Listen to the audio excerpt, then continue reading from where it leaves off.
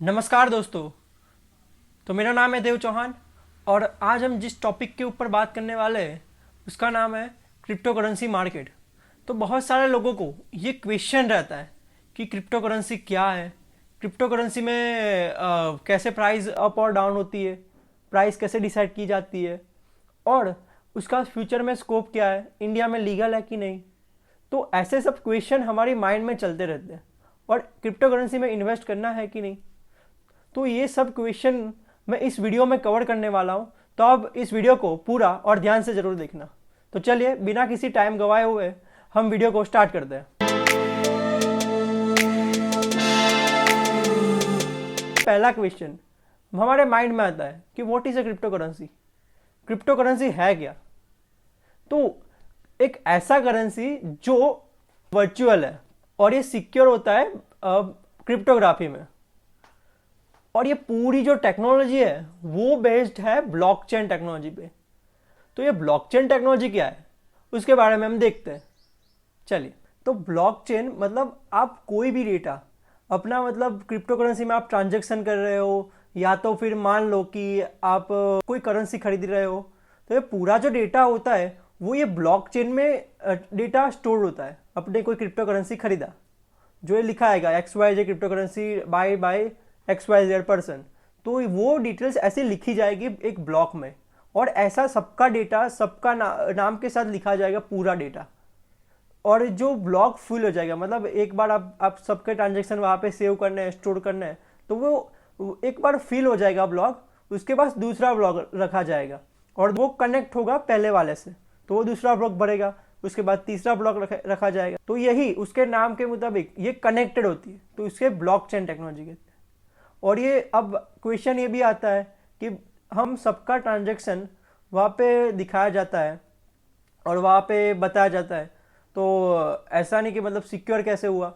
तो ये जो पूरा डेटा है आपका वो नाम के साथ लिखा नहीं जाएगा, मतलब XYZ पर्सन ने XYZ क्रिप्टो करेंसी खरीदा, ऐसा नहीं लिखा जाएगा। कोड में वो क्रिप्टोग्राफी में होता है, वो जो पूरा जो हमारा डेटा स्टोर होता है वो क्रिप्टोग्राफी में लिखा जाता है। और अब तो हमने देखा कि क्रिप्टो करेंसी क्या है, किस पर बेस्ड है। तो अब हम देखते हैं कि क्रिप्टो करेंसी को इंट्रोड्यूस किया गया।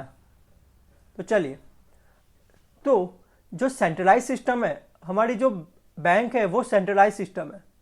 तो लोगों को ये सेंट्रलाइज सिस्टम पसंद नहीं आई, इसलिए उन्होंने क्रिप्टो करेंसी को इंट्रोड्यूस किया। अब उनका मानना ये था कि सपोज मान लो आपने अपना पैसा बैंक में रखा, मान लो 10,000 रुपये आपने बैंक में रखे, और बैंक क्या करती है, उसको इन्वेस्टमेंट करती है, लोगों को लोन देती है। और इनमें कई बार हमने देखा है कि बैंक जिसको लोन देती है इतने बड़े बड़े, वो कई बार अपने लोन पूरे नहीं कर सकते, तो बैंक कई बार लॉस में चलता है। तो उससे क्या होता है कि हमारा पैसा भी कई बार बैंक भाग जाती है तो लॉस में चला जाता है। तो ये बात उन लोगों को पसंद नहीं आई, तो उन्होंने क्या किया कि ये बात मुझे पसंद नहीं है ये सेंट्रलाइज सिस्टम, तो उन्होंने डिसेंट्रलाइज सिस्टम बना दी जो आप अभी देख रहे हो। तो उसी से क्रिप्टो करेंसी का जन्म हुआ। तो पहली क्रिप्टो करेंसी 2008 में सतोशी नाकामोटो ने बनाई थी, उसका नाम है बिटकॉइन, जो वेल नोन है, सब जानते हैं।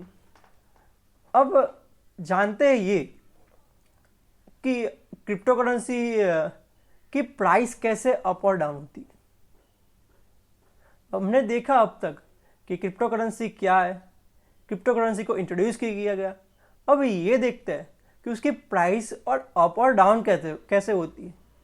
तो कोई भी क्रिप्टो करेंसी हो तो उसकी प्राइस मेजरली 4 फैक्टर पे डिवाइड होती है। एक तो वो पॉपुलर कितना है, दूसरा कि लोग उसको एक्सेप्ट करते हैं कि नहीं, तीसरा उसकी डिमांड कितनी है, चौथा कि वो न्यूज़ से उसको कितनी अफेक्ट होती है, मतलब कोई न्यूज़ आई उसके ऊपर तो वो उस पर अफेक्ट होती है कि नहीं। तो ये 4 फैक्टर मेजर रोल करते हैं कोई भी क्रिप्टो करेंसी की प्राइस अप और डाउन करने में। तो इसके ऊपर मैं आपको एक एग्जांपल देता हूँ। अब बिटकॉइन का नाम तो सबने सुना है, तो बिटकॉइन की प्राइस देखा हमने लास्ट 6 मंथ में, मतलब जो पहले 6 मंथ थे मतलब वहाँ पे एकदम बढ़ गई थी और एकदम से डाउन हो गई। तो तो बिटकॉइन की प्राइस बढ़ने का रीज़न क्या था? तो बीच बीच में आपने देखा कि इलॉन मस्क आए, उन्होंने पहले कहा कि उन्होंने कुछ मतलब बिटकॉइन खरीदी है। उसके बाद उन्होंने फिर से ट्वीट की कि टेस्ला कंपनी उनकी है, तो आप टेस्ला कार खरीद सकते हो बिटकॉइन से। उसके बाद बिटकॉइन की प्राइस धीमे धीमे बढ़ गई, मतलब जो बिटकॉइन कुछ बढ़ नहीं रहा था वो पूरा 6 लाख अप कर दिया था उसने। तो ये पूरा एकदम से हाइप बढ़ी, तो क्या हुआ, इसमें डिमांड बढ़ी। अब हमने देखा होगा तो इलॉन मस्क ने ट्वीट किया तो प्रमोशन किया, उसके बाद उसकी पॉपुलेशन बढ़ी, मतलब पॉपुलर हुआ कॉइन। उसके बाद डिमांड भी बढ़ी उतनी, तो कॉइन की प्राइस ऑटोमेटिकली बढ़ गई। और जितनी डिमांड उसकी बढ़ी तो उतना बिटकॉइन तो है ही नहीं। और ऐसा ही एक दूसरे कॉइन के साथ हुआ था कि डॉज कॉइन, पहले मतलब उसको उसमें भी इलॉन मस्क ने ट्वीट की थी कि डॉज कॉइन के ऊपर, तो उसके बाद उसकी प्राइस 52 रुपये तक चली गई। तो ये पूरा मतलब कैसे हुआ कि पॉपुलर हुआ पहले कॉइन, उसके बाद सबने एक्सेप्ट किया, उस जो न्यूज़ जो मतलब जो डाला न्यूज़ से उसको अफेक्ट किया, और मीम्स भी उस पर आने लगे थे डॉज कॉइन पे, तो न्यूज़ पे भी अफेक्ट उसको पड़ने लगी, तो जिससे उसकी प्राइस एकदम से इंक्रीज हो गई, मार्केट एकदम अप हो गया। तो अभी ये तो हो गई उसकी पॉजिटिव साइड, कैसे मार्केट की अप होने लगा ये। पर इसका एक नेगेटिव साइड भी है, और नेगेटिव साइड जानना बहुत ज़रूरी है दोस्तों।